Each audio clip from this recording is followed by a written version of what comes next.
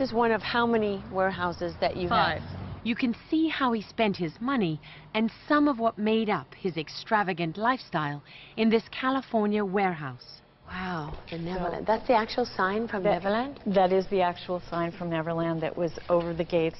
Karen Langford was friends with Michael Jackson and worked with him from 1981 until his death. She's now the archivist for the Jackson estate. There are rows and rows, floor to ceiling, of Jackson's possessions, most of it never seen publicly since he died. This warehouse is 20,000 square feet. Every inch of it is full. There are antiques and video games from Neverland Ranch. His Grammys. Best R&B vocal performance, male, 1983, Billie Jean. And 30 years of cars he never wanted to get rid of. Are these all Michael's cars? These are some of them. Some of them? Some of them. More cars. More cars. There's another Rolls Royce. Yeah, well, there's a few. Did he drive any of these cars? He did drive on occasion. Late in his life, Michael Jackson financed much of his lifestyle by routinely borrowing against his assets. But it wasn't these personal belongings that he used as collateral. Although the copyright value of his own songs was worth well in excess of $100 million, the crown jewel of his investment strategy was his portfolio of other people's songs, especially those of the Beatles. Tell me about the music catalog, the publishing catalog that you advised Michael to buy. We started with the Sly and the Family Stone catalog.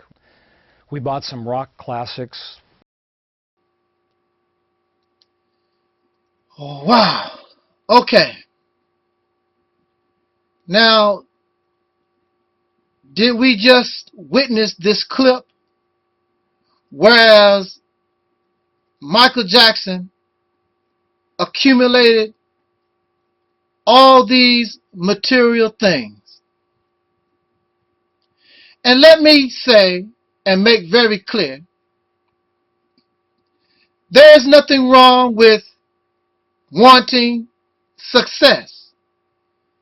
There is nothing wrong with wanting material things.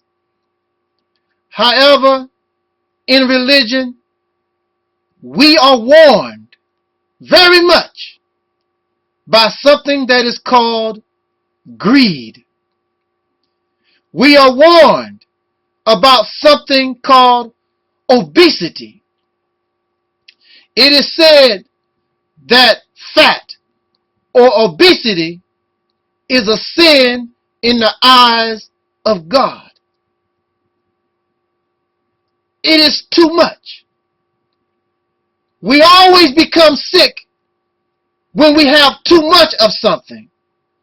You might like lasagna, but if you eat too much lasagna, it will make you sick. Next thing you know, you have heartburn, acid reflux, ulcers. It is never wise to overdo anything. There is something called moderation. Some of us just can't drink.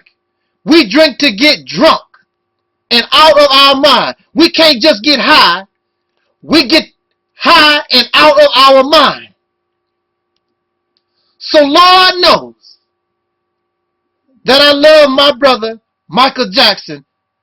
Michael Jackson has had a very influential effect upon my life, especially when I was striving to be an entertainer.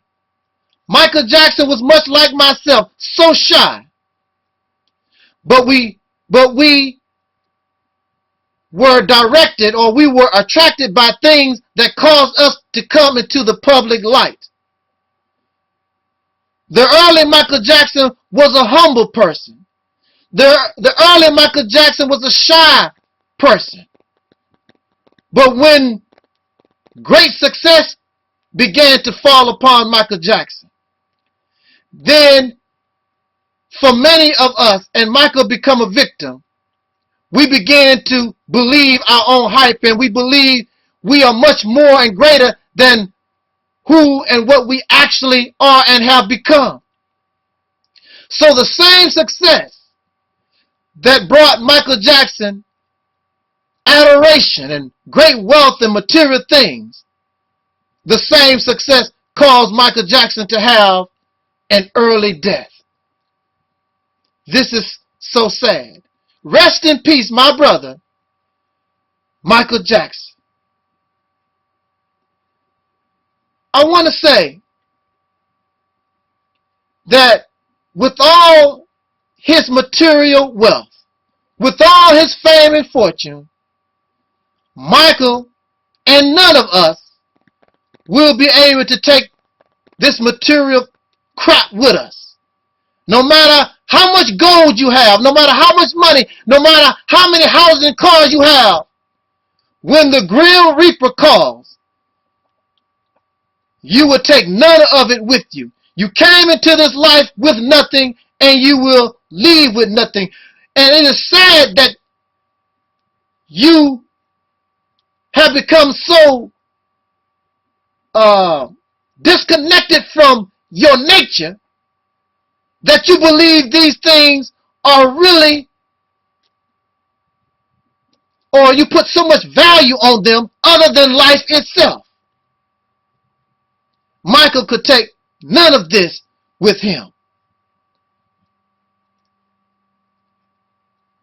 Success in this world,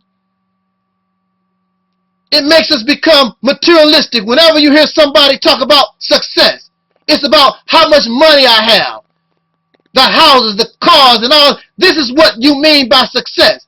But you can have poor character. You can be profane, vile, and nasty. You can be a fornicator, an adulterer, and a pedophile, a warmonger. You can be nasty as you want to be. But this is called success. But you can be a pathetic and failure as a human being. Within the black conscious community, within this movement that I call black liberation, you have those who are in the forefront, and they are asking you, and they are trying to show you that success in black liberation or black liberation is the accumulation of material things, when it is not. Black revolution is not material things. Black revolution is the freedom of the people from an oppressor and the evolution of a mind so they do not become like those of whom oppress them. But you have brothers and sisters out here showing you or making you believe that success in black liberation is getting paid. Getting paid with what? Getting paid with the money that you are able to get from the ones who are oppressing you. The houses, the wood, everything, the cars, everything is coming from the oppressor.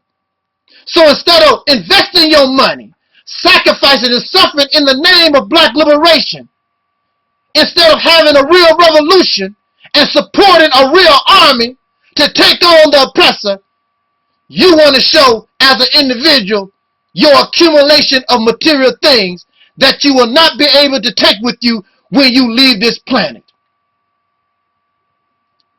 I get paid. It's about getting paid. It's about money. Money that you don't even give value to. There are those who are deceiving you and tricking you, whether it is by purpose or by ignorance. Black revolution is not the gain of material things. It is not placing material things over the value of your life, your happiness. These things don't make you happy. There are many people with material things, they are not happy. You want happiness in this short time that we are on this planet. Black liberation, black revolution represents your happiness. And while you live, give you a little something of material things, but that is not what makes you happy. What makes you happy is your ability to have friends and live your life in comfort without somebody exploiting you, raping you, murdering you, abusing you. You talk about Africa, Africa this, Africa that. You never talk about how much you love Africa. It's always the material things. Africa has diamonds. Africa has oil. Africa has this. And it's material things. What about the people, the black people in Africa? The life, the lions, the giraffe, the hippos, the happiness of life, the connection with life. You've been around a materialistic people, a physical people that is outside of what y'all call spirituality.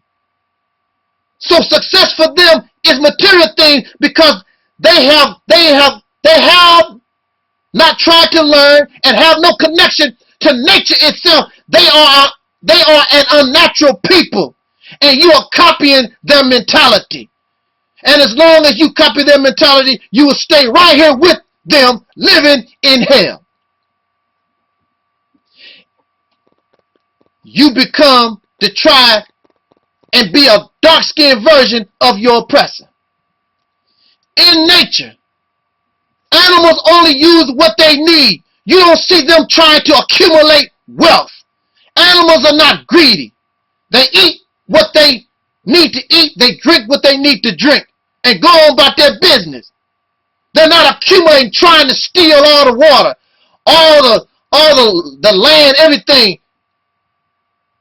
But we are supposed to be of a higher intelligence than animals. Greedy and selfish. In conclusion, the Honorable Elijah Muhammad taught, if you follow him, he will show you how to get good homes, money, and friendships in all walks of life. This does not mean we are greedy. This does not mean that we should be selfish. Greed is what is destroying you and keeping you in the condition that you're in because you're copying your oppressor. Because you're getting paid. You're getting paid but have no character. You're getting paid but you're still a slave and give your money right back. Give your value, give your house and car. You get it all back from the same people that oppress you. The best resource that you can ever have, the best happiness that one can ever be brought is from another human being. People are your best resource. Again, in reference to the teachings of the Honorable Elijah Muhammad, Master Farad Muhammad, God in the person. He did not come to seek gold. He did not come to seek diamonds. He did not come to seek fancy cars.